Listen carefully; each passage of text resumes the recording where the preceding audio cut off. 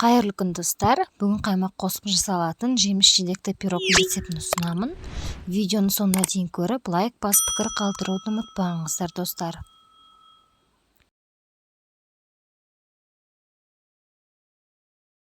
Алдымен қамырын дайындаймыз. Ол үшін ұнды алдын ала електен өткізіп алдым. Үстіне қант саламыз.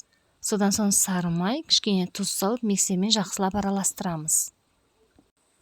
Миксермен араластыру міндетті емес, қолмен де араластырып үгітуге болады. Міне қамырымыз осындай құрғақ болып шығады. Сосын үстіне бір жұмыртқаны салып тағы да араластырамыз.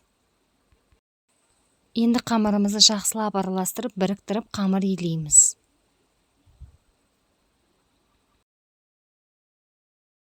Міне біздің қамырымыз дайын. Осындай жұмсақ әрі қолға жабыспайтын болу керек. Енді диаметрі 20 см болатын формаға саламыз. Қолмен жайып тегістеп біркелкі қылып жасаймыз. Міне біздің пирогтың қамыры дайын. Енді салмасын дайындағанша холодильникке кішкене уақытқа қоя тұрамыз.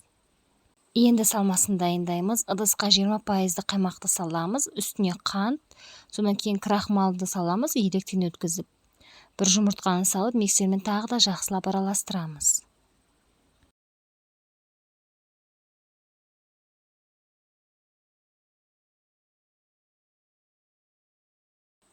Міне біздің қаймақты салмамыз дайын. Қамырымызды тоңазытқыштан шығарамыз. Үстіне мен малинаны салдым. Малинаның орнына кез келген жеміс-жидек болады. Енді малинаның үстіне қаймақты массамызды құйып шығамыз. Пешімізді алдын ала қыздырып аламыз. Қызып тұрған пешке 180 градусқа салып пісіреміз. Пирогтың піскенін ағаш таяқшамен тексереміз. Таяқшамыз құрғақ болып шығу керек. Міне достар, біздің жеміс-жидек қосылған пирогымыз дайын. Үстіне осылай қант ұнтағын сеуіп шықтым.